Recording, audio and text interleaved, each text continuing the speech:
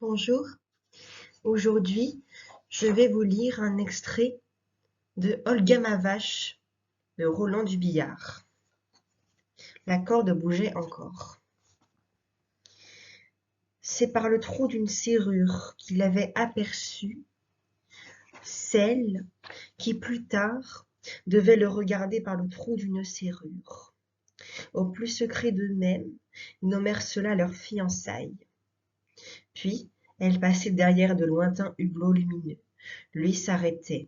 On le voyait disparaître par des échelles, vers des combles mystérieux d'où il lui rendrait l'appareil. Il occupait ses loisirs à se préparer des lanternes.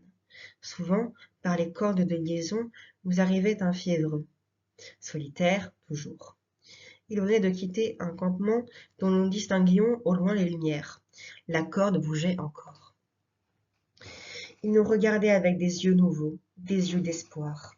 Là-bas, semblait-il nous dire, ils ne savent pas s'y prendre. Leurs préparatifs n'en finissent pas. Nous, hommes et femmes, d'un groupe stable, nous étions heureux de cette confiance que le solitaire nous témoignait.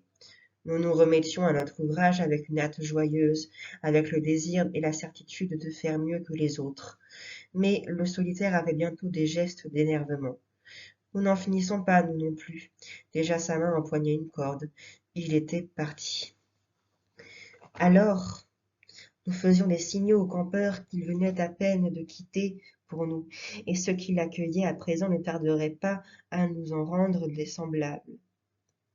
Nous aimions nous sentir aussi fraternels et, malgré la distance aveuglante qui nous séparait, savoir que nous en étions toujours ensemble au même point.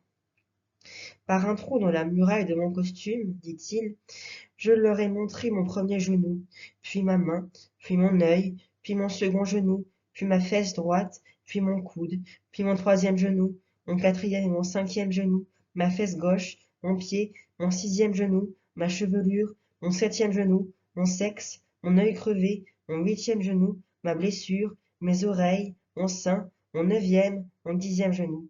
Je suis l'homme aux genoux nombreux. Certains trop-pleins de baignoires avaient la propriété de nous transmettre de lointaines paroles. Nous aimions converser ainsi de baignoire à baignoire et des amitiés purement acoustiques et naissaient à travers une distance que personne ne pensa jamais à réduire. Merci d'avoir lu. Le prochain extrait est dans 4 jours.